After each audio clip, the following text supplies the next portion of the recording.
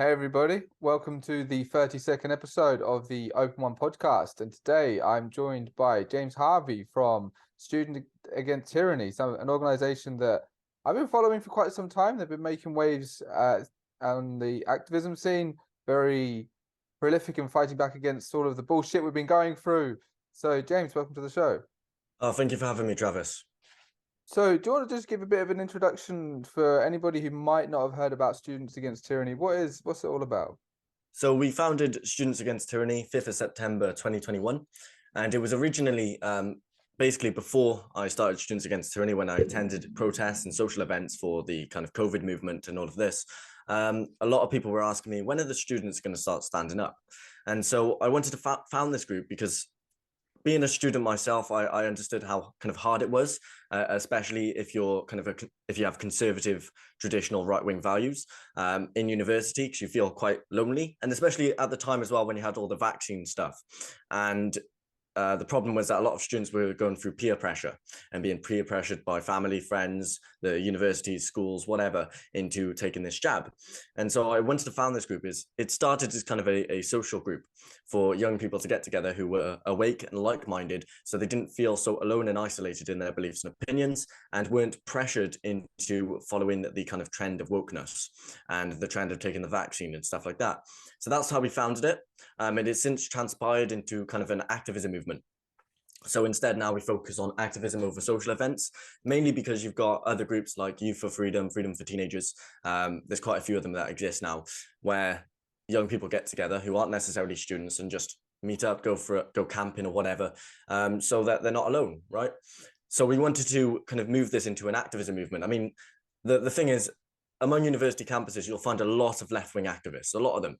And it's because that's kind of the vocal majority is left-wing, right? But the thing is, there's a lot of right-wing students that I've come across, but they're very scared to say anything, scared to kind of express their beliefs. And the main reason is because they get targeted by the university, they get targeted by their peers, they get bullied online. You know, they could get kicked out of university for their beliefs. We're currently organising events in Manchester because a student was kicked out for their beliefs. And I've got members of Students Against Tyranny who've been kicked out and stuff like that. So it's kind of moved into an activism movement now of right-wing students, where we want to oppose draconian, tyrannical measures, such as the 15-minute cities, such as COVID, back when that was around and that was happening. And the main thing we're focusing on now is bringing free speech back to universities and opposing institutionalized Marxism.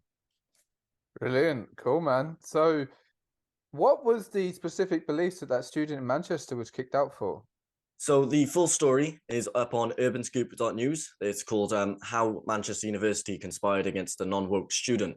And it's a very long story. So I'm going to kind of give a brief rundown, but I do want everyone to know that the full story is on Urban Scoop, because it's such a long story, if that makes sense. So I can't cover everything in this kind of episode.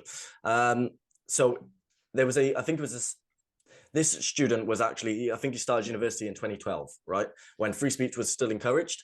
It was actually in 2016 when you had Brexit and when you had Trump, which is when the kind of the atmosphere on universities changed from being a marketplace of ideas and encouraging free speech and debate, to what we see today, which is where universities encourage Marxism, communism, and shut down any right-wing values, any free speech. They don't allow debate. I mean, Kathleen Stock at Oxford University is a perfect example of what's going on in universities at the moment. Edinburgh, showing the What is a Woman documentary, is another perfect example of what we're seeing at universities at the moment. And so, yeah, so in 2012, that's when he started university. In 2016, he then finished his course and got accepted to a PhD program, right? Now, he was sitting in a seminar event with about 150 to 200 research professors, PhD students, etc. And it was kind of a seminar event on, I believe it was on the EU, right? And someone actually announced to the class, unbeknownst to John, that he had voted to leave the European Union, which is, as I said, in 2016, it's just something you wouldn't do, right? Among university campuses, it's just something you wouldn't do, right? And so from that point then, the kind of all of his friends and stuff like that, they would invite him out for drinks and all sorts, right? And they were trying to engage him in debates, which they were doing at the time as well by the European Union. Now, what he didn't realize until much later was that the reason they were inviting him out for drinks, the reason they were trying to engage him in debate was so they could find something to then be offended over. And once they would find something to get offended over, such as him saying, I only believe that there are only two genders, I don't believe gay parents should adopt, which, I mean, there's arguments to both. It doesn't matter what your beliefs are. We should all have a right to free speech and our own opinions. And so they would find something to be offended over. They would then go to the university. They would then go to the university administration and report him for it, which would then result in a disciplinary, right? And he was in and out of disciplinaries for years. It was absolutely bonkers. And I think there was one incident, if you remember the Irish abortion referendum in 2019, I think it was, right? The Irish abortion referendum, it legalized abortion, right? So it allowed abortion to happen. And John's a Christian, right? Now, a lot of these students actually came into his office that day and they started celebrating, saying, oh, this is a victory, this is a victory. And he said, please, can you leave my office? You know, I've been going in and out of disciplinaries for years now. I know I want to debate you, but I know if I do, I'm most likely going to get into trouble for it. So can you please leave my office? And what they did is they left his office, but then they reported him and he got in trouble because even though he followed the rules, right, he did what he was supposed to, he still made students feel uncomfortable. For fuck's sake. Yeah, that's what's going on in universities right now. And this isn't just Manchester, by the way. This isn't an isolated incident. This is every major university across the UK is doing this, right? And I think it got to the point. So if you remember the whole BLM fiasco, right?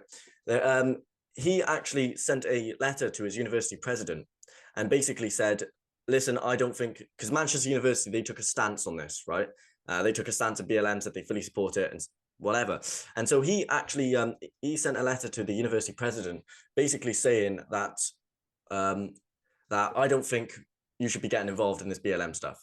The problem is, as we're seeing from America, is that, for example, the BLM could say, oh, there's too many books in the library that were written by white people.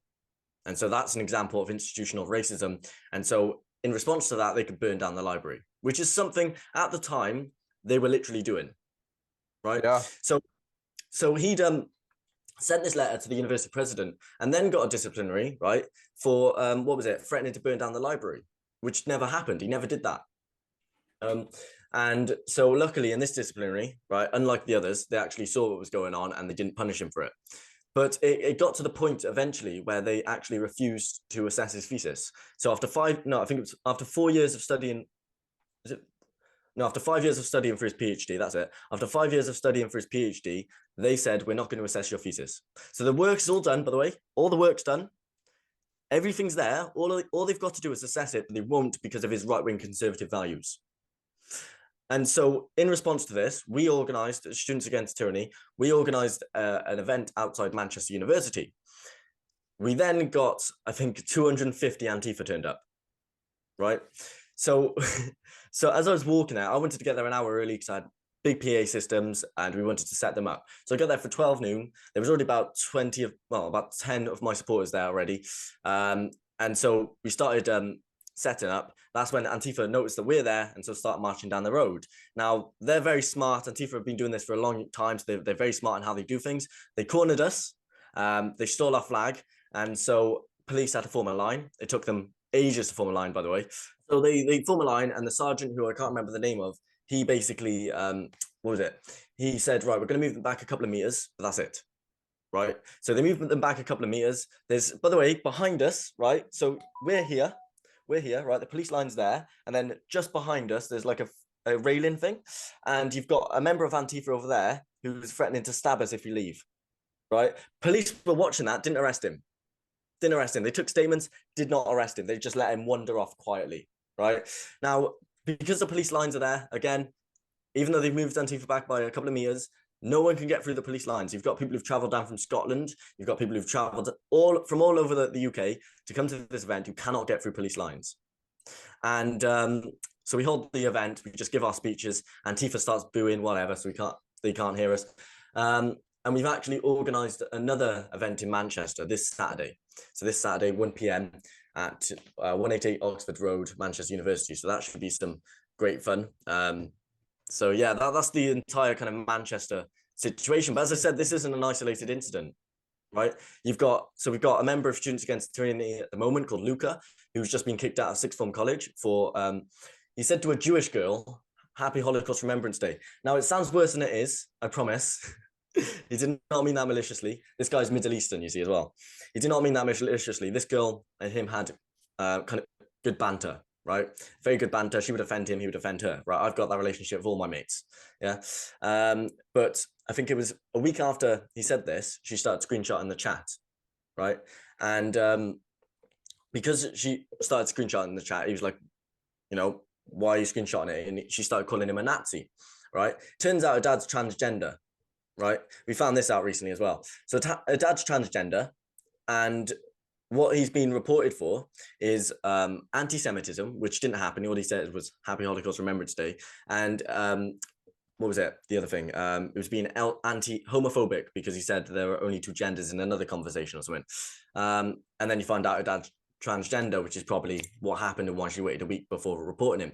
So you've got that incident that's happened. Then you've got James Esses, who was kicked out of a college. I can't remember where it was, but he said there were only two genders as well. He was kicked out for that. You know, this is an incident that's happening all over the UK. I've been subject to many disciplinaries over the years, mainly because we were being taught about the EDL in university, the English Defence League. Now, whatever you think of them, right, they're civic nationalists. So they have the belief that it doesn't matter what skin color you are. If you're against Islamic grooming gangs, you can stand with them, right? So the kind of they're right wing but far left of PA, if that makes sense at all. And so we were being taught in the EDL. No, we were being taught in uni. Sorry, they brought up a picture of a Hindu woman standing up to a member of the EDL, right? And I filmed that and posted it on my channel. I made sure no one's faces were showing, no one was speaking, etc. And the reason I posted that to the channel, and something I said in the class at the time, was that the EDL literally had a Hindu section, right? They had a Sikh section. So they weren't racist at all. And I posted that to the channel, had a disciplinary implemented against me. You've got groups like Far Right Watch Wales, who are currently attempting to have me kicked out of university for for Holocaust denial, which is something, again, that's never happened. I've never stated the Holocaust didn't happen. And the university, because I've got all the emails, you can claim them under a subject access request. I've seen all the emails now, and they want me gone for my political beliefs, but they're struggling to do it. So yeah, this isn't an isolated incident. This is happening all over the UK.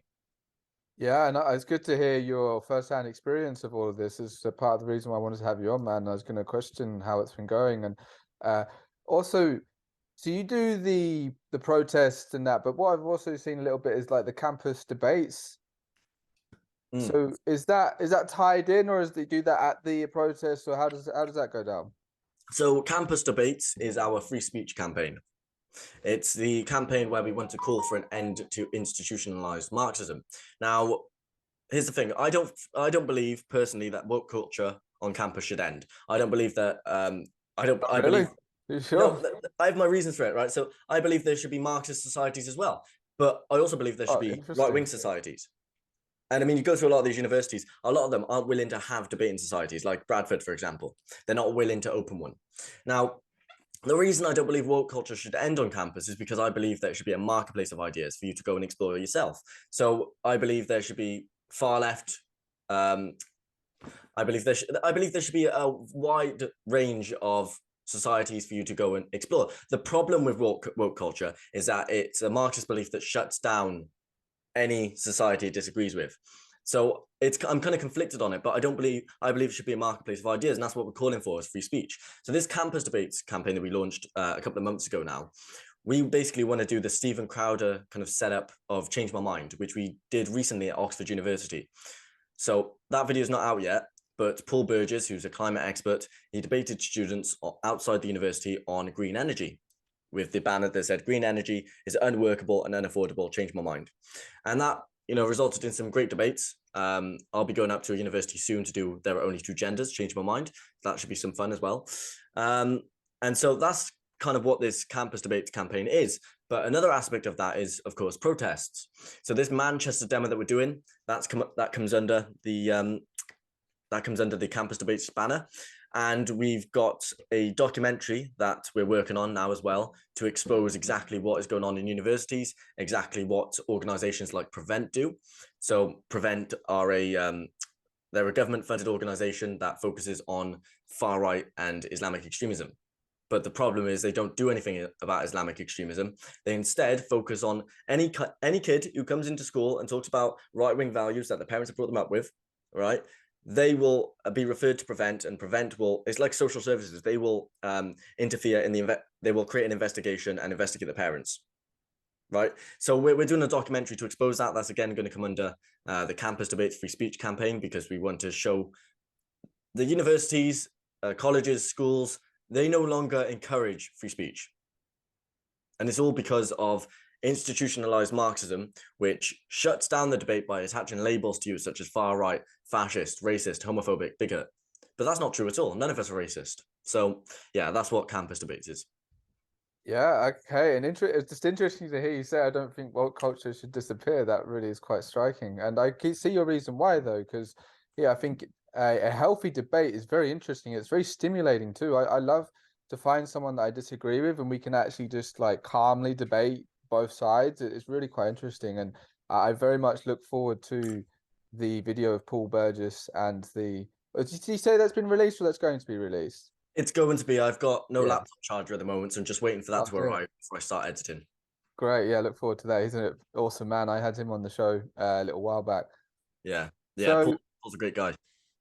yeah, okay, and yeah, on the subject of climate, there was actually what spawned this idea of us coming together today was you did a protest in Swansea, and you were marching down with your banner, and I don't know, there was only a handful of you, but I wanted to highlight it and bring it up because even though there was only a handful of you there, that post, the short clips, the videos, uh, that's been seen by hundreds of thousands of people just on my network alone. Like I posted it, and the response was mad. It just got picked up by the algorithm, thousands and thousands of likes, all the support. And there are a few people that are like, "Oh, there's only a few of them," but those few people have influenced so many people just with that one day of action, and just a bit of a testament to the power of social media. And yeah, so Yeah.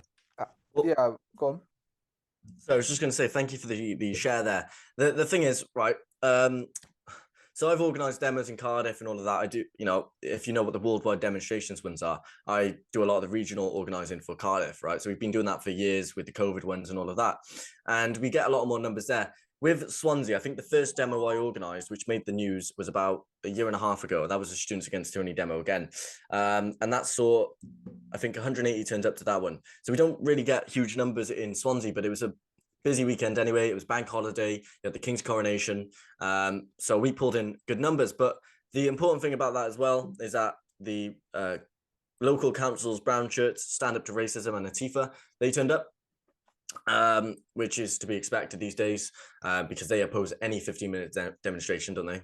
Which is just, that's definitely not brown shirt behavior at all, is it? And what was it?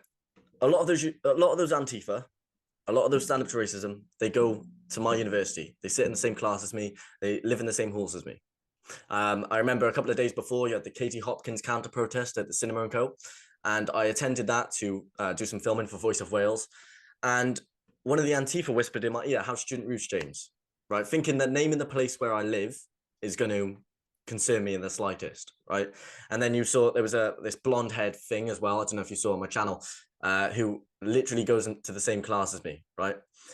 If I can do that, if I can stand in front of those people who hate me, if I can organize demos in front of people who hate me, if I can stand up on a stage in front of people who hate me, everyone else can as well, right? Antifa are not an excuse. They're not scary. They're just a bunch of estrogen fueled queers that, who do you think would win in a fight? A bunch of estrogen fueled queers or real men? So it's, people like Antifa, they shouldn't intimidate you, right? And this goes to everyone watching. Don't let Antifa intimidate you. Don't let them bully you. That's what the government wants, right? So yeah. So just to bring it again back to your organization, what would you say have been some of the greatest challenges that you've faced from founding this and running it? So I think the biggest challenge we faced is getting students active. Um, the the thing is, now recently we've started growing in numbers, so we've got a lot more students who are kind of awake to it all and stepping up. But the problem is they don't want to risk their university place, because at the end of the day, you get kicked out, that's about 40-50 grand that you spent on a tuition you're going to be in debt for the rest of your life that you can't even finish, right? So that's the biggest challenge. We've been working a lot recently. We're actually looking at doing SET days out. So it'll basically be social events where a lot of young people, students go, and it kind of brings them slowly into the movement, because I understand it's quite intimidating when you're very new to it. So that's what we're working on now. But I think another big challenge as well is the fact that I don't know if I can throw shade on your channel here, but fact, like groups like Patriotic Alternative, the real far right, because they are the real far right, they've been trying to worm their way into Students Against Tyranny for quite a while. I won't have any association with them. I mean, not only do I disagree with them, not only does Students Against Tyranny not care who you are as long as you have the same values as us, but also because when I talk to students, right, and try to get them into the movement, they're like, oh, well, you're associated with Tommy Robinson. Okay, yeah, I'm associated with Tommy Robinson, but I can always defend that, right? Because he's not a racist, so I can always defend that. But groups like PA, who are real racists, right? They were on my channel the other day calling Wes an N-word, right? That I can't defend links with them, because that's what they are. That's what they're about. They're about white only. So that's another big challenge that we faced. But again, the main challenge we faced is getting students active, and also breaking through the kind of mental barrier, because a lot of them are so brainwashed. Right, I could have a debate with them, and I easily could beat them on whether on climate change, on immigration, on gender identity. I can beat them on that 90% of the time, and they will not change their minds because they're just very stuck in their way. They're very closed-minded. So that's another kind of barrier we've faced. But as I've said, Students Against Tyranny, especially recently, we've been building up now. Numbers are increasing, and we're doing a lot more events. So yeah, there's some very good things to come for Students Against Tyranny in the future. Cool, because yeah, that was going to be another question I had. Where would you see Students Against Tyranny in 5 years? Where would you like it to be?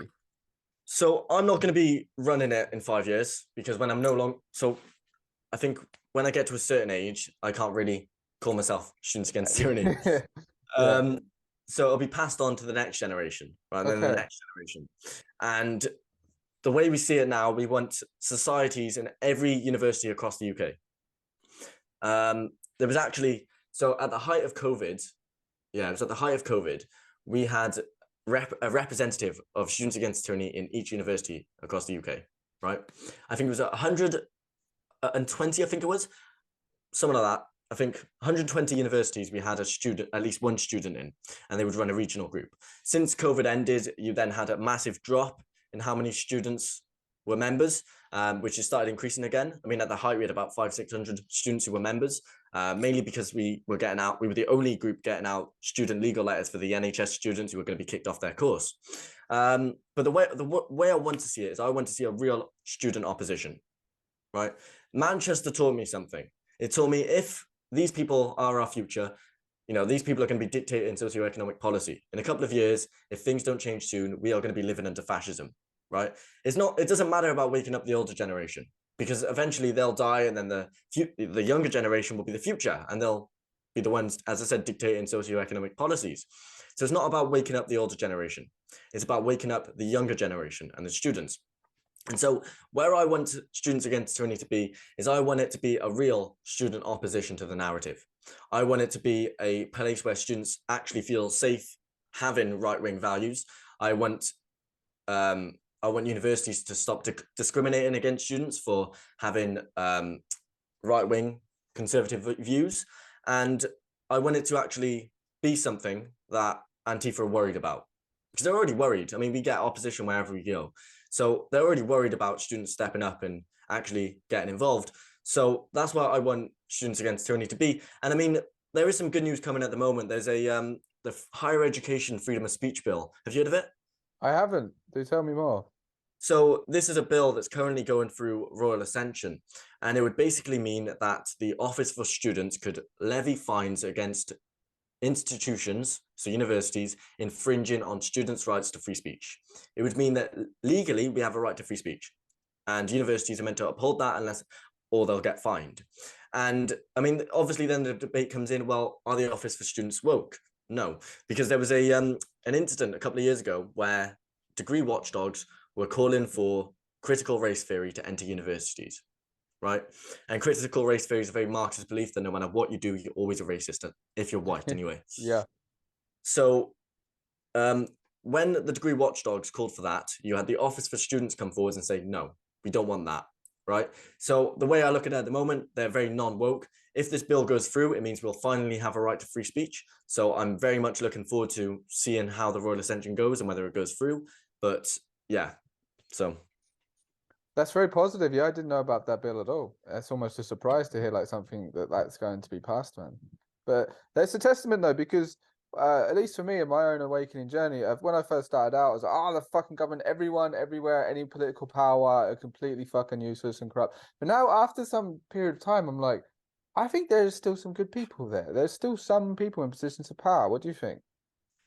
It's a difficult one because the problem is, I mean, you've got Priti Patel, no, Suella Brave, sorry, I can't believe I got that name mixed up. Suella Braverman at the moment is calling for an end to immigration. But the thing is, we've had someone, you know, I think for the past 20 years now, they've always been talking about how they're going to fight immigration or all of this, and we never see a result.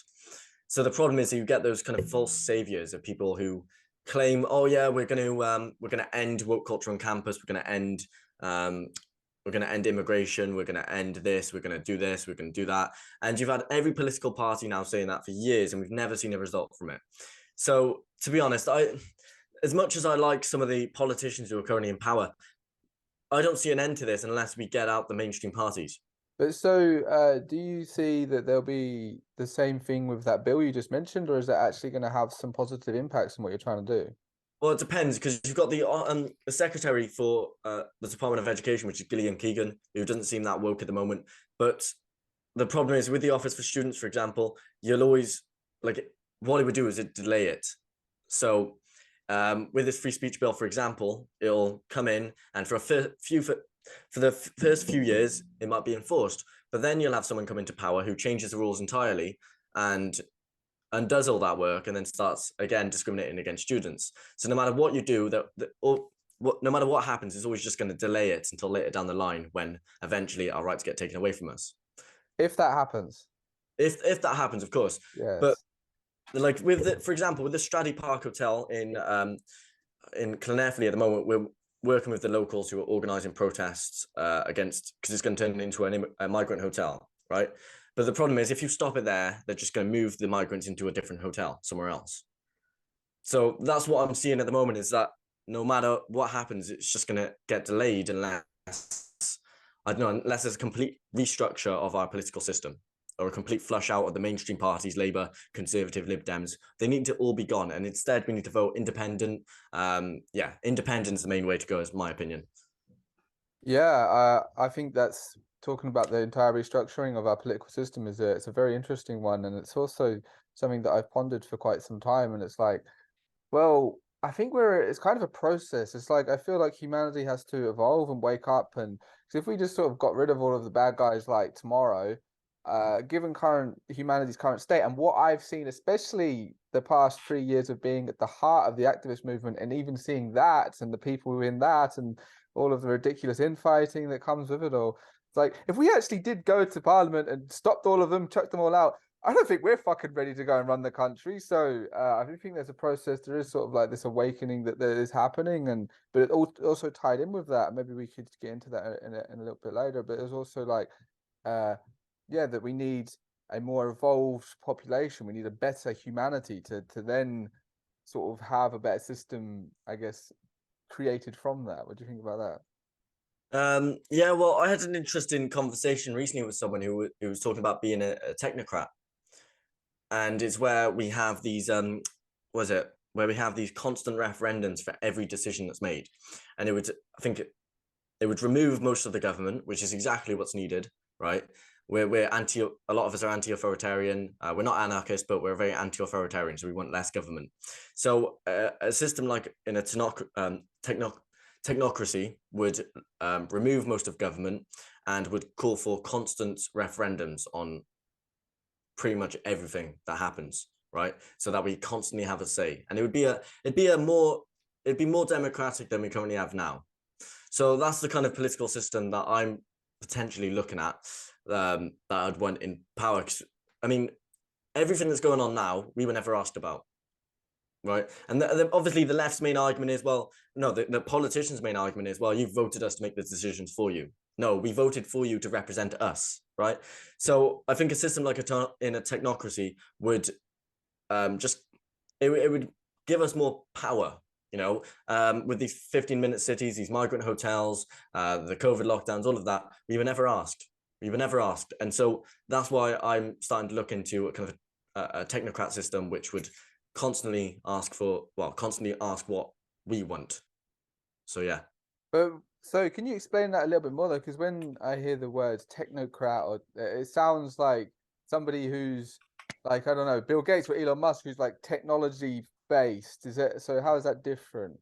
So it would be, right? And this is so I do disagree, sorry, with some aspects of this system. And that main one would be that all of these referendums are done online, or well, not online, in person on a machine. That's something I disagree with, because if you remember, the Dominion voting systems that was used in America rigged the election twice. So that's something I do disagree with. I believe that you should go in, you should fill in a piece of paper and do it that way. But the technocrat system would be one where the ballots are electronic rather than, yeah. So that's what I think the name comes from.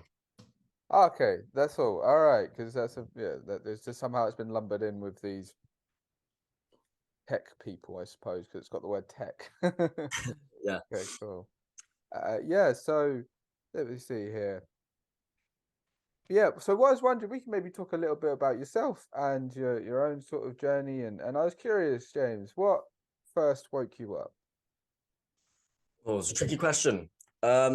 Because when I was in secondary school, me and my dad, whenever he was driving, we'd talk about all these conspiracy theories like 9/11, JFK, all the kind of basic ones, So you right? got an awake dad, that's amazing. I've got an awake family. So on my dad's side, Family, like a whole family, that's yeah, incredible.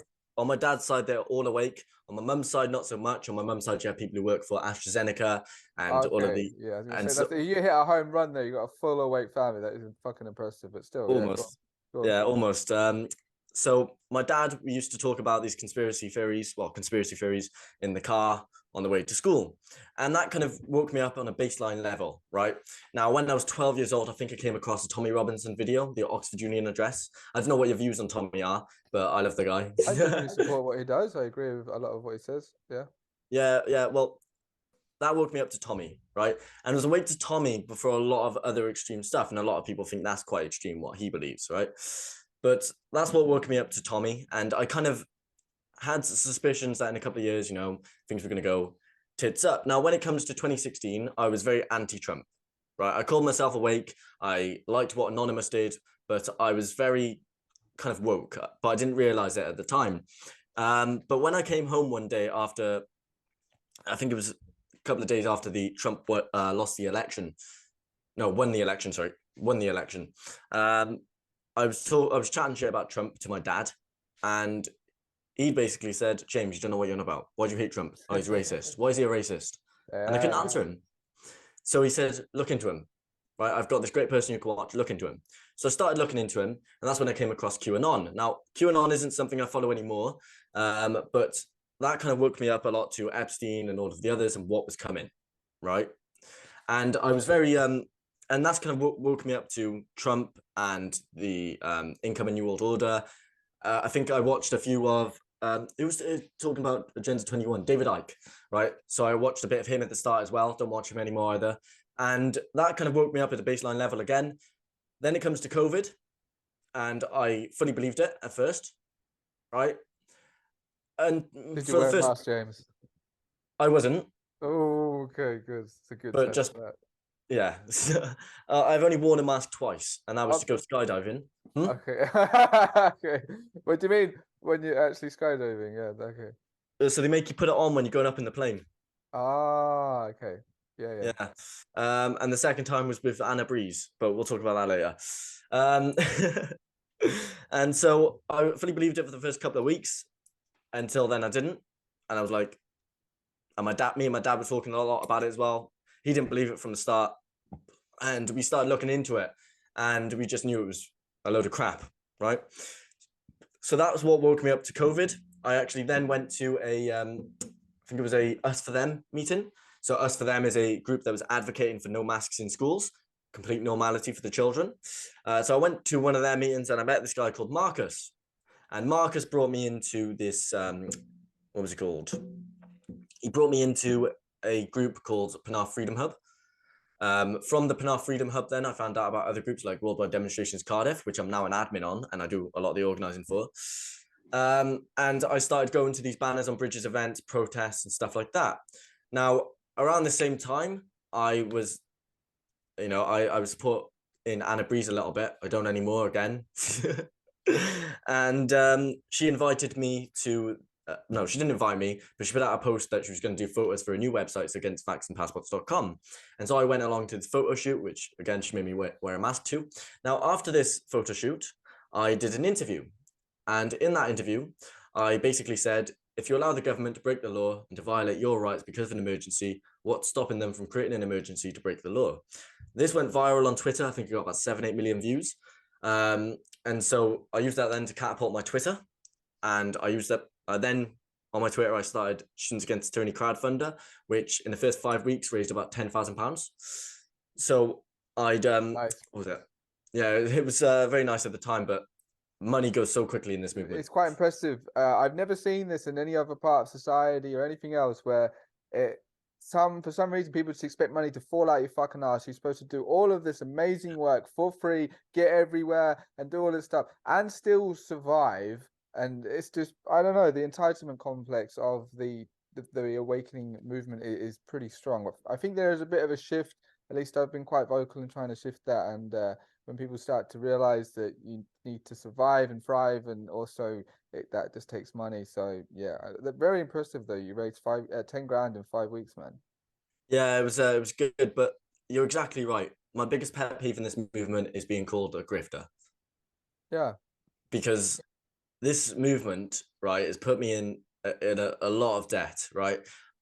And in order to do what I do, in order to get a train everywhere, organize these events, get leaflets out to all the members, to do pretty much everything by myself, right?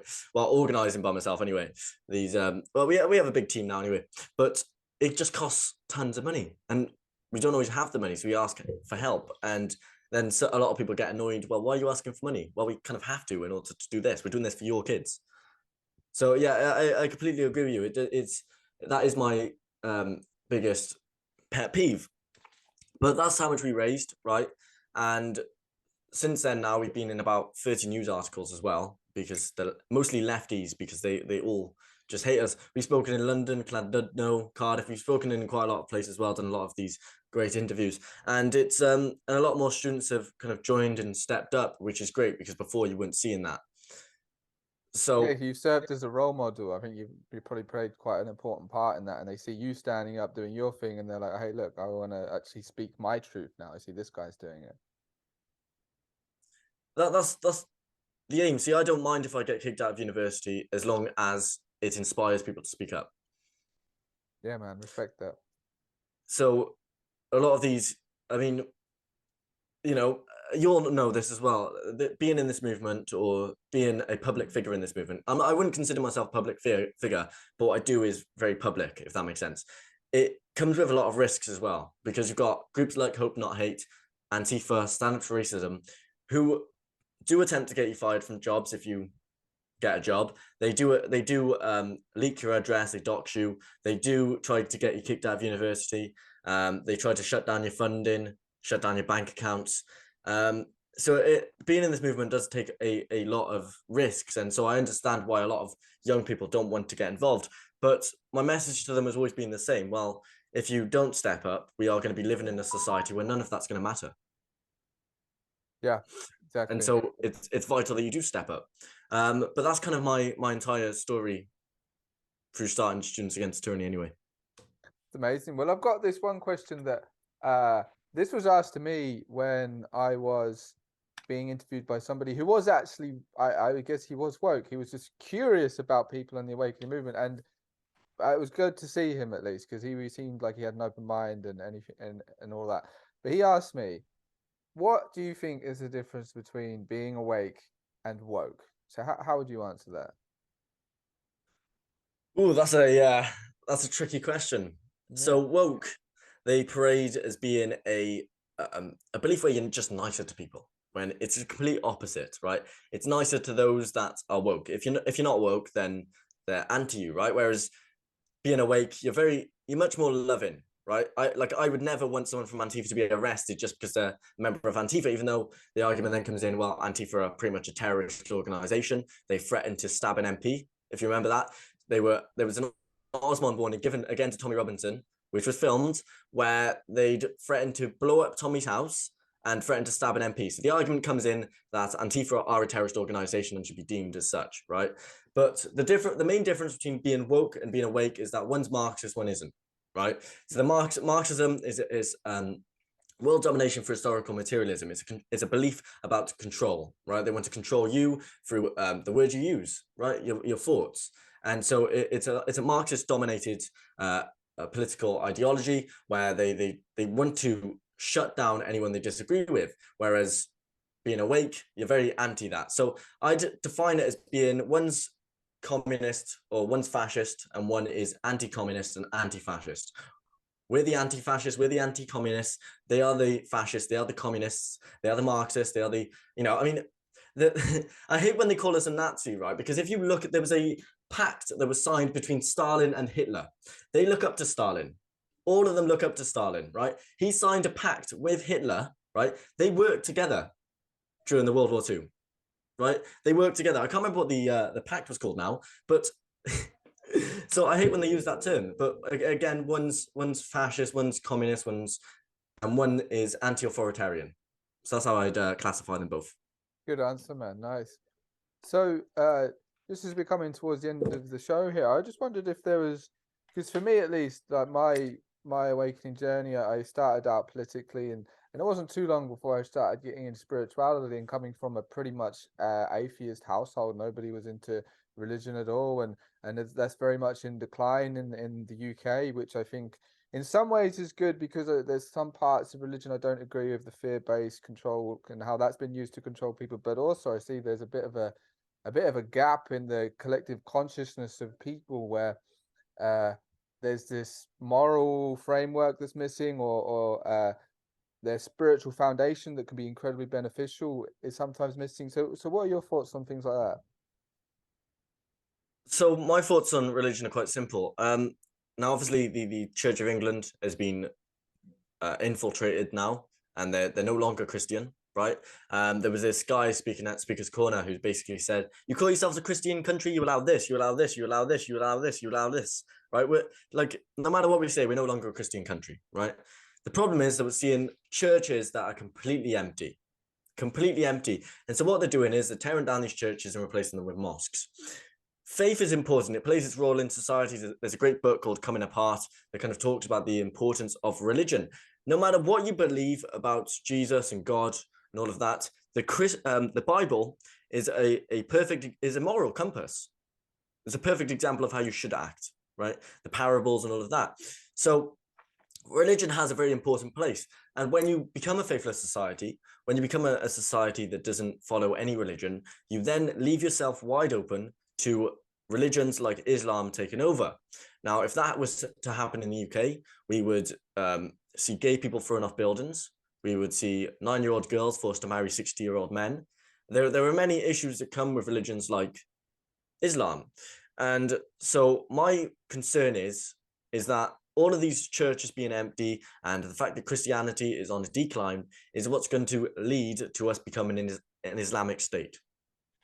Now that sounds very concerning. I would at least if people were to go to a similar journey that I went through, is like I wouldn't attribute myself as Christian or Muslim or whatever. I've sort of built my own spiritual belief system, which then sort of, I guess, has then come with this moral guidance and framework. And I look at, you know, some parts of religion, and I look at Christianity and Buddhism, and even some parts of Islam are kind of cool. I read like parts of the Quran. I'm like, yeah, I agree with what you're saying there. But then obviously there's all of this other baggage, which is why I think it's like there is potential here for it to be quite positive that religion is breaking away. It's just it needs a bit of a guidance. It needs a bit. At least that's what I do a lot in my work now. Now that the activism's calmed down for me personally. So interesting to hear your take, though, my friend.